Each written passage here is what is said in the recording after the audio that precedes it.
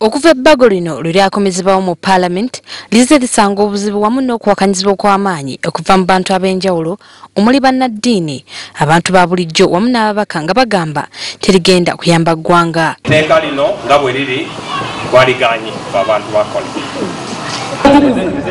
Balina abuvunaanyizibwako tukimanyi bungi bannaddiini.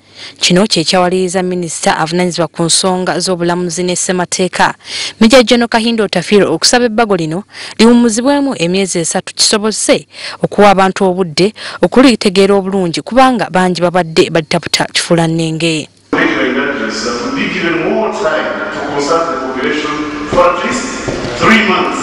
Kino kisanyudde ebibiina by'obwannakyewa ebirwanirira ennyo ebbago lino okuyisibwawo nga bagamba nti kino kyakuyamba abantu okulitegeera kubanga ababaka abasinga tebalitegeera.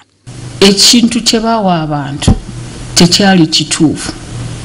Ku lwekyo kyaleeta obusungu mu communities, mwalaba mu TV ne mu mawulire byonna ng'abantu balwana, abantu bavuma. Kyennyamiza nti nno abantu abo abamu bamemba ba Parliament babadde bagenze ne bagamba abantu baffe nabawa information nga si ntuufu, ebintu ebimu bye babadde bagamba nga tebirimu na mu tteeka. Bannakyewa baagala obuwayire obumu buggyibwemu naddala obwo abantu beesibyeko nti bwe buleetedde etteeka obutayisibwa olwo bateekemu obuwayire obulala naddala akabulira abafumbo. Bw'osoma Bayibuli eyo yonna oba Kurano egenda kulaba nga Katonda yateekawo obufumbo si gavumenti. Bannakyewa bano balina essuubi nti lumu ebbago lino lirifuuka etteeka ne litaasa bannayuganda bangi abatulumizibwa naddala abakyala. Gavumenti oba omwana ono anaabaluma atya balina mumuzaala.